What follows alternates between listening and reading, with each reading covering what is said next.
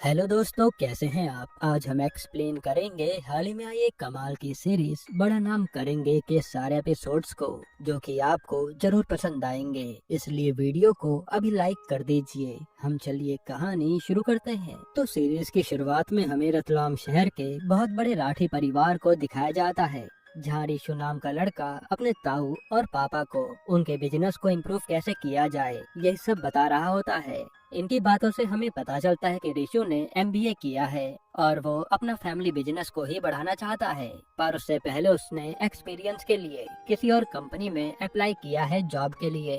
खैर तभी वहाँ रिशु की ताई आती है, जो कहती है कि रिशु की उम्र हो गई है और हम कल एक लड़की देखने जा रहे हैं, जिस पर रिशु लड़की देखने से मना करने लगता है। लेकिन उसके पापा उसे समझाते हैं कि एक बार लड़की देख लो, कौन सा अभी शादी हो रही है। तब रिशु भी यहाँ किसी की बात को टाल नहीं सकता था। अब हमें अगले दिन इंदौर में एक फैमिली को दिखाते हैं, जो रेस्टोरेंट में रिशु की फैमिली के आने का वेट कर रहे थे। यानी आज रिशु यही लड़की देखने आने वाला है। फिर हमें सौरभी को दिखाते हैं, जिसे उसकी मम्मी लड़के वालों के सामने कैसे बिहेव करना है सब बता रही थी। हालांकि सौरभी के पापा को विश्वास था कि वो सब हैंडल कर लेगी। इसके बाद वहाँ सब लोग आ जाते हैं, पर रिशु को लड़की देखने का बिल्कुल भी मन नहीं था। पर जैसे रिशु के सामने सुरभि आती है तो वो चौंक जाता है। उसी समय वेटर यहाँ गलती से शराब का मेन्यू ले आता है, जिस पर रिशु के ताऊ जी भड़क जाते हैं कि शराब वगैरह से हम कोसों दूर रहते हैं, इसलिए मेन्यू यहाँ से तुरंत लेकर चले जाओ। जो देखकर रिशु ऑकवर्ड तरीके से सुरभि को देखने लगता है।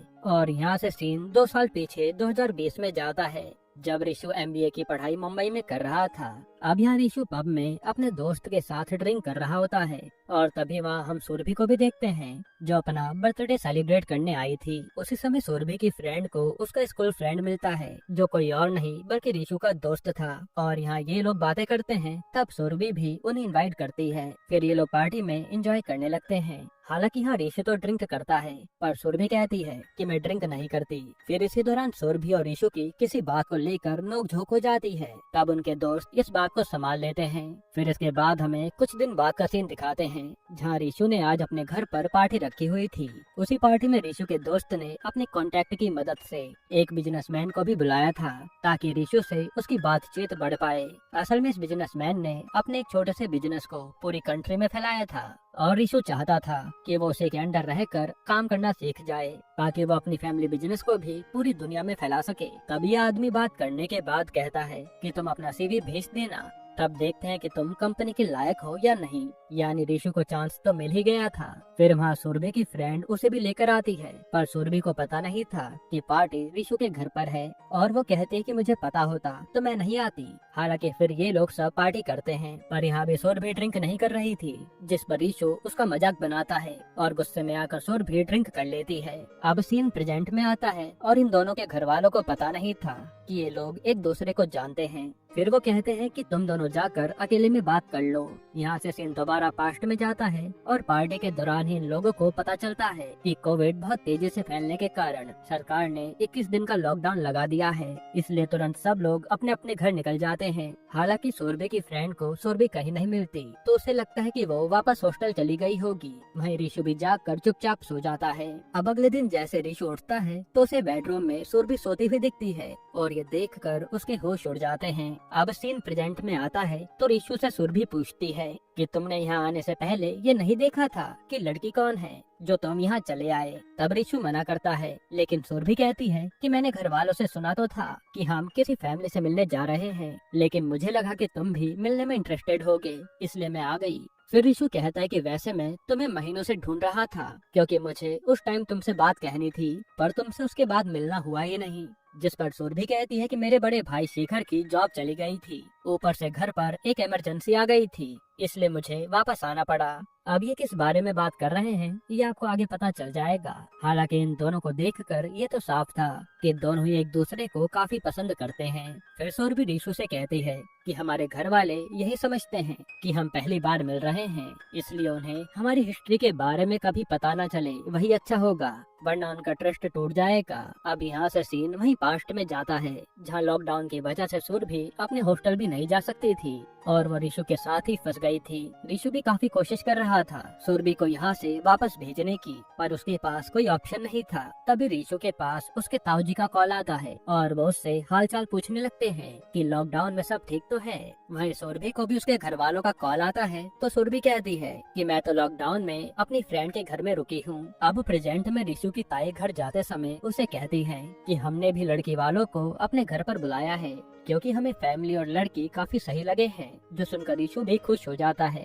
वहीं सुरभि के मम्मी पापा को भी लड़के की फैमिली पसंद आती है, पर सुरभि का भाई शेखर कहता है कि हमें इतनी जल्दी नहीं करनी चाहिए, पहले लड़के के बारे में सब पता कर लेते हैं। हम ऐसे किसी को अपनी लड़की का हाथ नहीं दे सकते।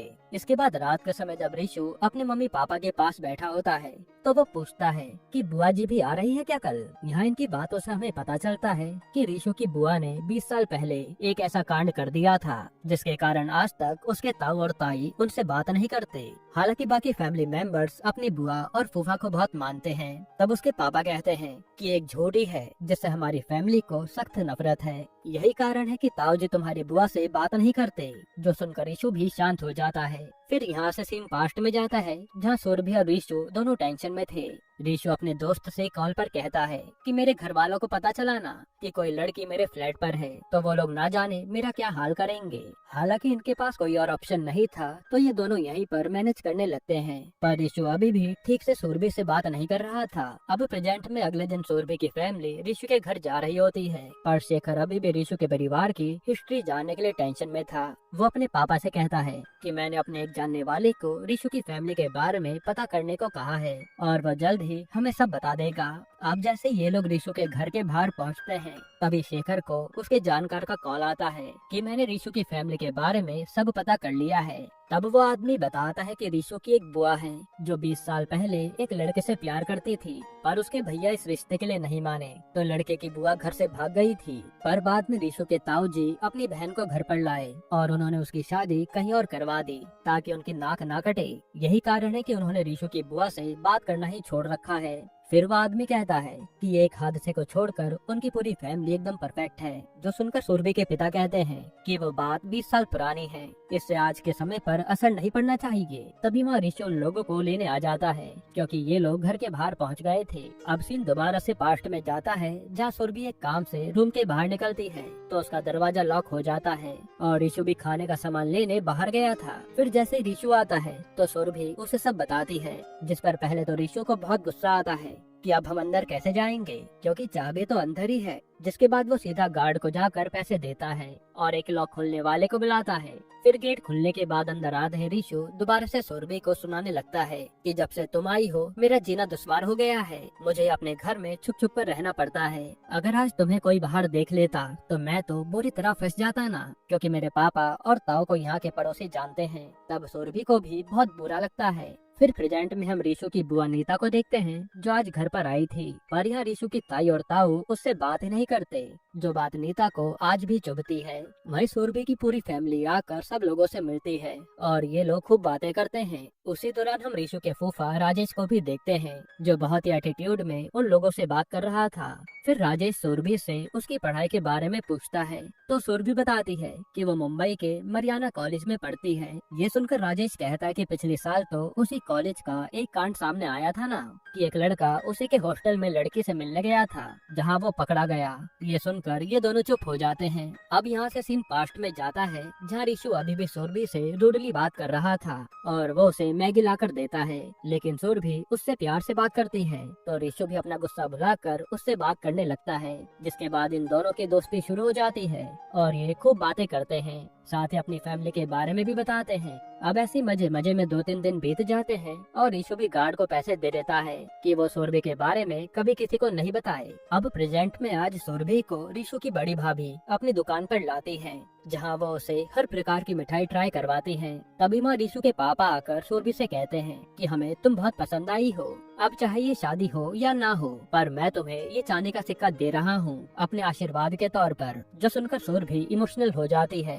कि ये फैमिली कितनी अच्छी है। अब पास्ट में हम देखते हैं कि एक दिन अचानक रिशु की तबीयत खराब हो जाती है और सुरभि को लगता है कि उसे कोरोना हो गया है। ये जानकर रिशु के होश उड़ जाते हैं। फिर सुरभि तुरंत अपने एक डॉक्टर दोस्त की हेल्प से रिशु के टेस्ट का इंतजाम करवाती है और टेस्ट लेने के बाद वो डॉक्टर कहता है कि अगर रिजल्ट नेगेटिव आया तो अच्छी बात है, वरना आपको नगर पालिका वाले उठा ले जाएंगे। ये सुनकर रीशु और भी ज्यादा डर जाता है। साथ ही सुरभि भी काफी ज्यादा डरी हुई थी। यहाँ सीन दोबारा प्रेजेंट में आता है और जाने से पहले सब लोग फोटो क्लिक करवाते हैं। तभी राजेश देखता है कि सुरभि और रीशु ने हाथ पकड़ रखा है, जो बात उसे थोड़ी अजीब लगती है। फिर रीशु अपनी ताई से कहता है कि आप सबने तो सुरभि से बात कर ली, पर मुझे भी तो बात करने का मौका दिलवाइए। जिस पर रीशु की ताई सुरभि के पापा से कहती है कि आपकी बेटे को रीशु घर छोड़ देगा। ये सुनकर उसके पापा भी मान जाते हैं। फिर सुरभि को नीता कहती है कि हमारा रीशु बहुत अच्छा इंसान है, इसलिए वो तुम्हें पसंद तो आ ही गया होगा। जिसके बाद रीशु सुरभि को उसके घर छोड़ने जा रहा होता है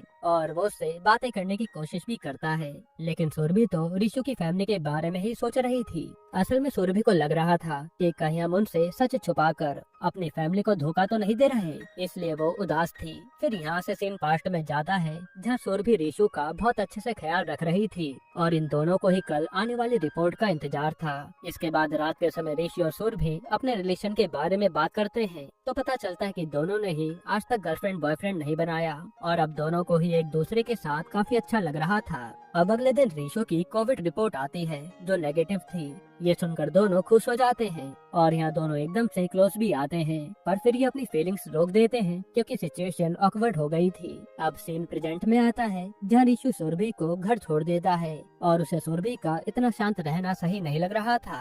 वहीं राजेश रीशु की फैमिली को बताता है कि लड़की तो अच्छी है, पर मुझे एक बात खटक रही है कि ऋषि और सुरभि ने हाथ पकड़ रखा था फोटो के दौरान, पर दो ही मुलाकात में ये दोनों इतने करीब कैसे आ गए कि हाथ पकड़ लें। आगे राजेश कहता है कि लड़की मुंबई में रही है, इसलिए हमें उसकी पूरी हिस्ट्री पता करनी चाहिए। जिस पर ताऊ जी को भी राजेश की बात सही लगती है और वो राजेश से कहते हैं कि आप पता कीजिए। इधर रीशु को उसके मुंबई के दोस्त का फोन आता है कि तुझे उसी बिजनेसमैन की कंपनी में जॉब मिल गई है, इसलिए तू जल्दी से आकर ज्वाइन कर ले। पर रीशु तो अभी भी सुरभि की चुप्पी को लेकर परेशान था और वो कोई रिस्पॉन्स नहीं देता। फिर रीशु से उसका जिगरी दोस्त मोंटी मिलता है जिसे सुरभि और रीशु के बारे में सब पता था। तब रीशु से ये भी बता देता है कि किस्मत से मेरा रिश्ता उसी के साथ हो रहा है, जो सुनकर मोंटी भी खुश हो जाता है। फिर रीशु से कहता है कि आज तेरी भाभी एकदम चुपचाप थी, पता नहीं ऐसा क्या हो गया। तभी रीशु को कुछ याद आता है और वो सुरभि को कॉल करके पूछता है कि कहीं मैंने तुम्हारा बिना परमिशन के हाथ पकड़ लिया था, इसलिए तुम गुस्सा तो नहीं हो।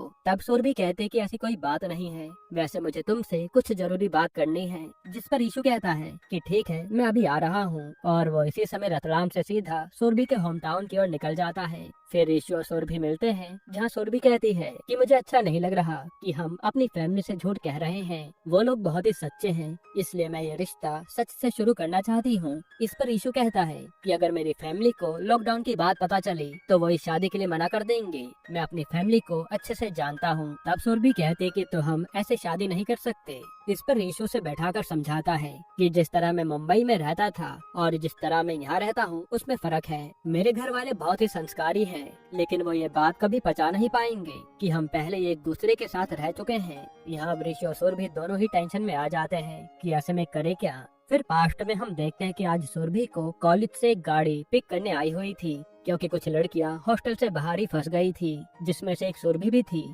तब यहाँ से जाते समय सुरभि को बहुत बुरा लग रहा होता है और ऋषु भी काफी उदास था कि सुरभि उससे दूर जा रही है। जिसके बाद सुरभि यहाँ से चली जाती है। अब ऐसे ऋषु का आज का दिन सुरभि की याद में बीतता है और उसे अपने घर पर सुरभि का इयररिंग मिलता है, जो देखकर ऋषु तुरंत लोगों से बचते बचाते सुरभि के हॉस्टल में घुस जाता है और उसे कॉल करके अपने पास बुलाता है। अब यहाँ ऋषु को देखकर सुरभि हैरान हो जाती है, हालांकि वो उसे अपने रूम में लाती है और आज ये दोनों पहली बार किस करते हैं, क्योंकि दोनों को एक दूसरे से प्यार हो गया था।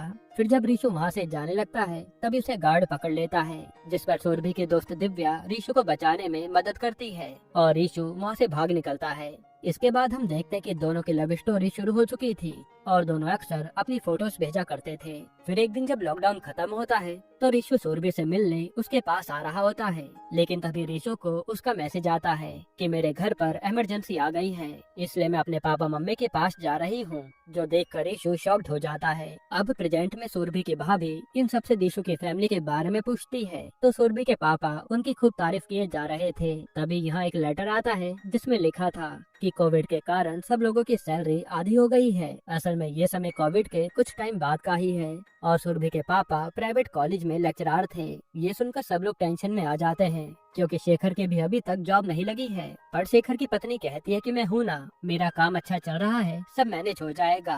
हालांकि इस समय शेखर की वाइफ भी प्रेग्नेंट थी। तभी सुरभि कहती है कि पापा हमें शादी की बात पोस्टपोन कर देनी चाहिए क्योंकि अभी हमारी कंडीशन ठीक नहीं है। जिस पर उसके पापा कहते हैं कि बेटा सब कुछ मैनेज हो जाएगा। वहीं हमें पता चलता है कि सुरभि का छोटा भाई भी कुछ ही समय में यूएस जाने वाला है, इसलिए उसने वीजा के लिए अप्लाई कर रखा है। इधर आज रिशु के लिए एक और लड़की का रिश्ता आता है, जिस पर उसकी ताई कहती है कि हमें दूसरी लड़की को भी देखना चाहिए ताकि हमारे पास ऑप्शन हो। लेकिन रिशु को ये बात सुनकर अच्छा नहीं लगता। हालांकि वो अपने बड़ों से कुछ कह भी नहीं पाता। इधर राजेश अपने कॉन्टेक्ट की मदद से मुंबई के मरियाना कॉलेज के हॉस्टल की वार्डन का नंबर निकलवाता है, जो देखकर नीता को ये बात अच्छी नहीं लगती कि किसी लड़की की इतनी ज्यादा जांच पड़ताल की जा रही है।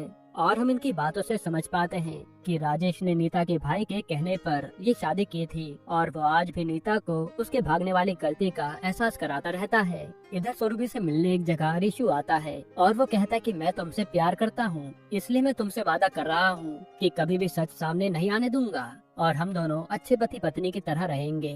जो सुनकर सुरभि भी रिशु की बात मान लेती है। अब हम काउंसिल की मीटिंग देखते हैं जहाँ रिशु के ताऊ जी अध्यक्ष थे और सब उनकी इज्जत करते थे। इस काउंसिल में बिजनेस से रिलेटेड सारे फैसले लिए जाते थे। आज यहाँ दो बिजनेसमैन लड़ाई करके अपना अपना बिजनेस अलग कर रहे थे, जिस पर सही गलत देखते हुए ताऊ जी एक आदमी के पक्ष में फैसला सुनाते हैं, जो सुनकर दूसरे वाले को बहुत बुरा लगता है। तभी ताऊ जी को रिशु के पापा का फोन आता है, जो बताते हैं कि लड़की वालों ने हाँ कह दिया है। फिर राजेश फोन लेकर कहता है कि मैंने भी सब पता कर लिया, लड़की बहुत ही सुशील है। यह सुनकर वो भी खुश हो जाते हैं। हालांकि हमें पता चलता है कि जब राजेश ने वार्डन को कॉल किया था तब वार्डन ने राजेश को खूब सुनाया था कि हम लड़कियों की जानकारी किसी को भी नहीं देते। खैर फिर ताई जी कहती है कि अभी हम हाँ नहीं करते, पहले और भी लड़कियों को देख लेते हैं। जिस पर ऋषि एकदम से कहता है कि ऐसे तो मेरी उम्र निकल जाएगी, जो सुनकर सब लोग हंसने लगते हैं। फिर हम सुरभि के पापा को देखते हैं, जो आकर बताते हैं कि उधर से भी हाँ हो गई है। ये सुनते यहाँ भी सब लोग खुश हो जाते हैं। फिर आगे वो बताते हैं कि लड़के वाले परसों ही रोका करना चाहते हैं, जिस पर शेखर कहता है कि इतनी जल्दी हम सब कैसे करेंगे। पर सुरभि के पापा कहते हैं कि सब मैनेज हो जाएगा। इसके बाद अब ऋषि अपने रोके की तैयारी कर रहा था। वही ताऊ जी के पास राजेश का कॉल आता है, जो कहता है कि हमें जरूरी काम से मुंबई जाना पड़ रहा है, इसलिए हम रोके के टाइम तक वापस आने की पूरी कोशिश करेंगे। फिर जब ऋषि अपनी माँ को अपने कपड़े दिखाने आता है तो वो सुन लेता है कि उसके बुआ और फूफा मुंबई काम से जा रहे हैं और वो ऋषु के फ्लैट में ही रुकेंगे। ये सुनकर ऋषु डर जाता है कि कहीं बुआ फूफा को कुछ पता न चल जाए। फिर वो सीधा वहाँ के गार्ड को कॉल करके कहता है कि मैं तुझे और पैसे दे दूंगा, पर गलती से भी मेरे बुआ फूफा को वहाँ हुई पार्टी और लड़की के बारे में पता नहीं चलना चाहिए। इसके बाद यहाँ राजेश और नीता मुंबई पहुँच जाते हैं और राजेश यहाँ भी नीता पर हुक्म चलाई जा रहा था। फिर यहाँ रात को रोके पर ऋषु की फैमिली आती है और वो डेकोरेशन देखकर चौंक जाते हैं, क्योंकि सुरभि के पापा ने काफी अच्छी सजावट करवाई थी। इधर राजेश आज एक बैंक वाले से मीटिंग करता है और हमें पता चलता है कि राजेश आयुर्वेदिक दवाई बनाने का काम शुरू करना चाहता था, इसलिए उसने आधा पैसा बैंक से लिया था और आधा ताऊजी से। लेकिन ऋषु ने आकर इस बिजनेस के नुकसान के बारे में बता दिया, जिसके कारण राजेश को ताऊजी से आगे पैसे नहीं मिले। वही बैंक वाले भी अब कह रहे होते हैं कि आपका बिजनेस नहीं चला तो आपको लोन जल्दी चुकाना पड़ेगा। ये सुनकर राजेश को ऋषु पर बहुत गुस्सा आता है, क्योंकि अगर ऋषु टांग ना अड़ाता तो ताऊजी से पैसे लेकर उसका बिजनेस चालू हो जाता। वहीं हम नीता को देखते हैं, जिसे सफाई के दौरान शराब का बिल मिलता है। असल में ये बिल उस टाइम का है जब ऋषु ने पार्टी रखी थी। अब ये बिल देखते ही वो उसे अपने पति से छुपा लेती है और सीधा गार्ड के पास आकर उससे सब कुछ सच बताने को कहती है, जिस पर गार्ड डर के मारे उन्हें सब बता देता है कि यहाँ एक लड़की भी कुछ दिन रहने आई थी। उसी समय ये बात पीछे खड़ा राजेश भी सुन लेता है। इधर रोके पर ऋषु सुरभि के लिए गाना गाता है और यहाँ सब लोग खूब एंजॉय करते हैं। उसी समय हम देखते हैं कि राजेश का ताऊजी पर फोन आ रहा है, यानी वो सभी ने बता देगा, पर ताऊजी तो फंक्शन में बिजी होते हैं। इसके बाद यहाँ ऋषु और सुरभि का रोका हो रहा होता है। फिर वही ऋषु के पिता जब राजेश को कॉल करते हैं तो वो कहता है कि मैं आपको घर पर ही मिलूंगा, अभी तो मैं मुंबई में ही हूँ। इसके थोड़ी देर में ऋषु के पास उसकी बुआ का कॉल आता है, जो बताते कि तेरे फूफा को सब पता चल गया है, इसलिए वो घर पर आकर कुछ भी पूछेंगे तो तू ना ही कहना, वरना बात बिगड़ जाएगी। और वो इस समय मरियाना हॉस्टल के गार्ड से जानकारी ले रहे हैं। ये सुनते रीशु की धड़कन बढ़ जाती है कि वो अब करे क्या, पर वो चुपचाप आकर अपना रोका कर लेता है। फिर यहाँ से जाते समय रीशु की ताई कहती है कि इस जन्माष्टमी पर हम शादी की तारीख अनाउंस कर देंगे,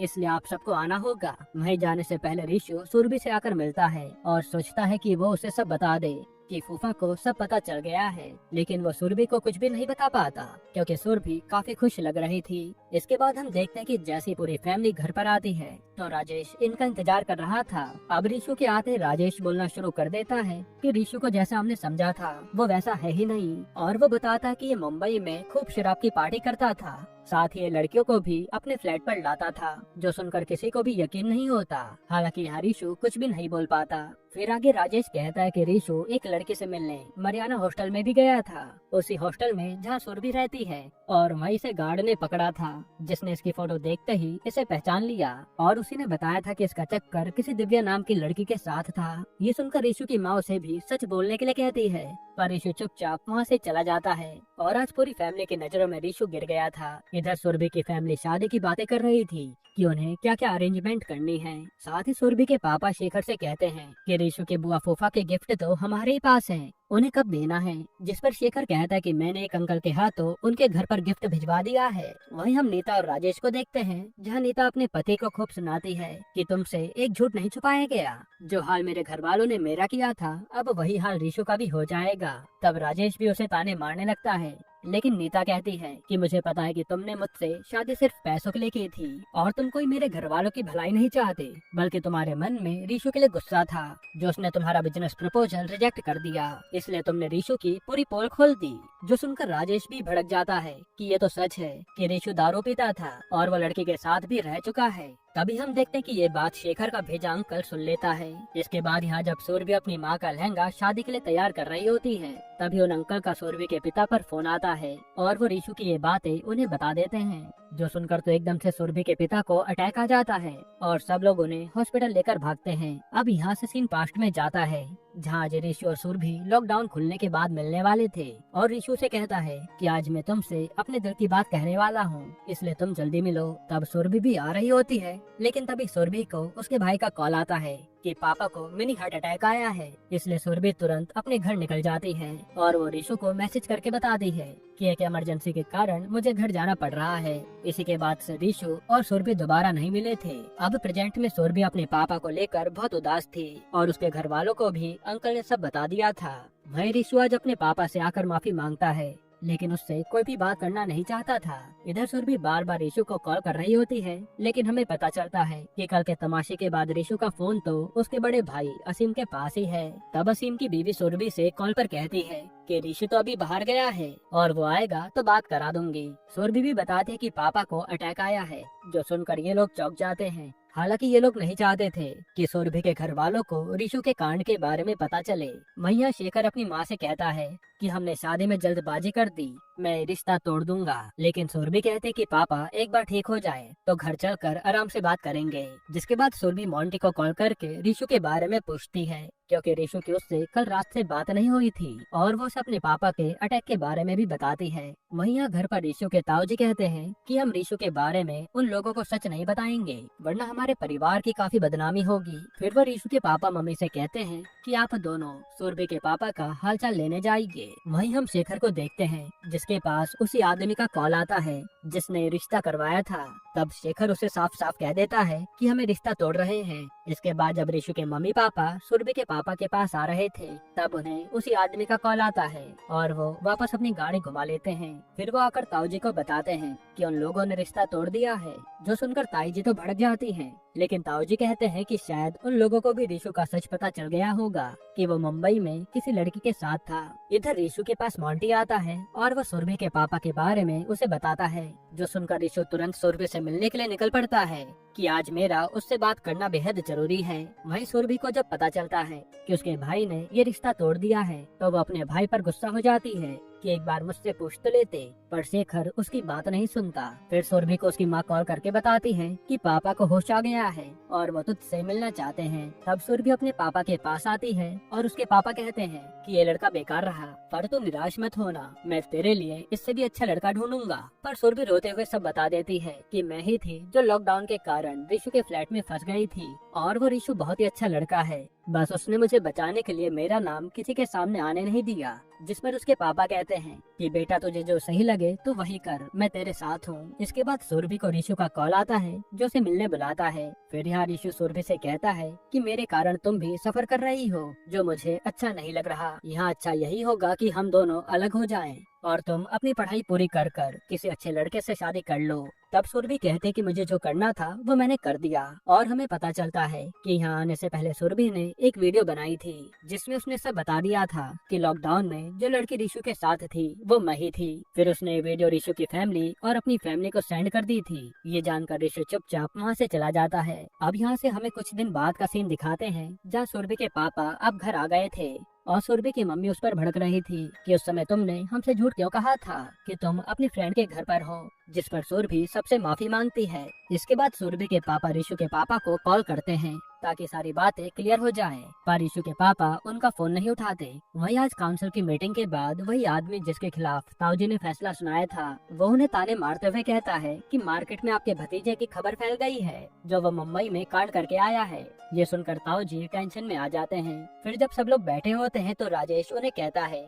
कि देखो भाई साहब, बदनामी तो हो रही है लेकिन इसका एक ही इलाज है, हमें सुरभि और ऋषु की शादी करवा देनी चाहिए। फिर जो कोई भी हम पर सवाल उठाएगा उसे हम कह देंगे कि शादी तो लॉकडाउन से पहले तय हो गई थी, इसलिए दोनों साथ रह रहे थे। तब इज्जत बचाने के लिए ताऊजी को ये आइडिया सही लगता है, पर ऋषु के पापा को लग रहा था कि हम ऐसे झूठ नहीं बोल सकते। फिर ताऊजी ऋषु के पापा से कहते हैं कि आप जल्द ही सुरभि के यहाँ जाइए और उनसे शादी की डेट 4 नवंबर को फिक्स करके आ जाइए ताकि ये शादी जल्दी हो जाए और लोगों के मुंह बंद हो। हालांकि इन लोगों का सुरभि और ऋषु से गुस्सा कम नहीं हुआ था। फिर ऋषु के पापा सुरभि के पापा को कॉल करके बता देते हैं कि हमारे यहाँ से शादी के लिए हाँ हैं और वो मिलने आ रहे हैं। जिसके बाद ऋषु के मम्मी पापा आते हैं और वो कहते हैं कि हमने शादी 4 नवंबर की फिक्स रखी है, पर सुरभि के पापा बताते हैं कि 4 नवंबर को तो मेरे छोटे बेटे का वीजा इंटरव्यू है, इसलिए डेट आगे बढ़ा लीजिए। जिस पर ऋषु के पापा कहते हैं कि ठीक है, मैं भैया से पूछकर बताऊंगा। इसके बाद ऋषु और सुरभि मिलते हैं जो अपनी शादी को लेकर खुश तो थे, पर ऋषु कहता है कि मुझे मेरे घर वालों के हाल सही नहीं लग रहे।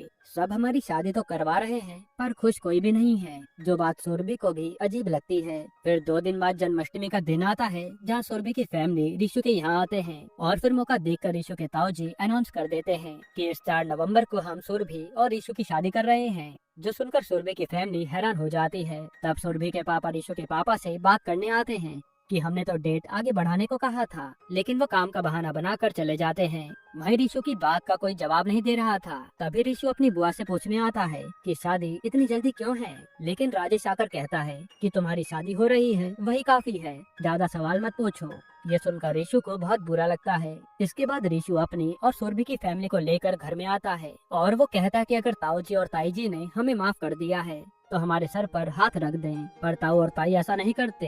ये देखकर ऋषु कहता है कि मुझे पता था आप लोग सिर्फ दुनिया को दिखाने के लिए हमारी शादी करवा रहे हैं और आप कभी हम दोनों को एक्सेप्ट नहीं करेंगे, इसलिए अब हमने डिसाइड किया है कि हम ये शादी नहीं करना चाहते। फिर ऋषु यहाँ आज अपने ताऊजी को खूब सुनाता है कि आपने पहले बुआ को दूर कर दिया, वो भी इतनी पुरानी गलती के लिए, और अब आप मुझे भी दूर कर रहे हैं। जिस पर नीता भी बोल पड़ती है कि भैया ऐसे तो आप अकेले ही रह जाएंगे और आपसे सब लोग दूर भागेंगे। तब सुरभि भी अपना पक्ष रखती है और फिर ये पूरी फैमिली यहाँ से चली जाती है। साथ ही सुरभि ऋषु के पापा को चांदी का सिक्का लौटा देती है कि जब मेरा यहाँ से कोई रिश्ता ही नहीं है तो मैं लेकर क्या करूँगी। फिर सब लोगों की बातें सुनने के बाद ताऊजी गुमसुम बैठ गए थे और उन्हें कहीं न कहीं इस बात का एहसास होने लगा था कि वो कुछ ज्यादा ही सख्ती अपनी फैमिली से बरत रहे थे। फिर कान्हा जी की आरती का समय आता है तो पूरी फैमिली आरती करने आती है, लेकिन आरती होते ही ताऊजी जाने लगते हैं। तब उन्हें ऋषि रोकता है और रोते हुए गले से लगा लेता है, जहाँ अब ताऊजी का भी दिल पिघल जाता है और वो अपनी नाराजगी को भूल जाते हैं। फिर वो अपनी बहन से भी माफी मांगते हैं कि मुझे ऐसे बात करना बंद नहीं करना चाहिए था। जिसके बाद ये फैमिली एक हो जाती है। अब हमें कुछ समय बाद का सीन दिखाते हैं जहाँ सुरभि अब मुंबई वापस अपनी पढ़ाई के लिए जा रही थी। तभी रतलाम का स्टेशन रास्ते में आता है और ऋषु तुरंत उसके पास आ जाता है, जिसे देखकर सुरभि चौंक जाती है। फिर ऋषु उसे ट्रेन से उतारकर पूरी फैमिली से मिलवाता है, जहाँ सुरभि की फैमिली भी आई हुई थी। और यहाँ आज ऋषु के ताऊ कहते हैं कि मैंने जल्दबाजी में गलत फैसला लिया था, पर अब मैं किसी से भी नाराज नहीं हूँ और मैं चाहता हूँ कि तुम हमारी बहू बनो। और हाँ, शादी जब तुम चाहोगी, पढ़ाई के बाद तभी होगी। तब तक ऋषु भी मुंबई जा रहा है अपने जॉब के लिए। इस पर सुरभि खुश हो जाती है। फिर वो लोग सुरभि और रीशु को मुंबई जाने के लिए ट्रेन में बैठा देते हैं। तभी रीशु को उसके दोस्त का कॉल आता है कि तुझे जो नौकरी मिली थी उससे तो तुझे निकाल दिया गया क्योंकि तूने टाइम पर उनकी मेल का रिप्लाई नहीं दिया। जो सुनकर सुरभि रीशु से कहती है कि अब हम साथ हैं तो सब सही हो जाएगा और तुम अपना बिजनेस और भी बड़ा कर पाओगे। इसी के साथ ये सीरीज खत्म होती है। दोस्तों, आपको ये सीरीज कैसी लगी हमें कमेंट में जरूर बताइएगा। वैसे मैं आपको छोटा सा रिव्यू दूं तो ये सीरीज पूरी विवाह मूवी का फील देती है जो मुझे तो काफी सही लगी। बाकी आप अपनी राय कमेंट में जरूर दीजिए।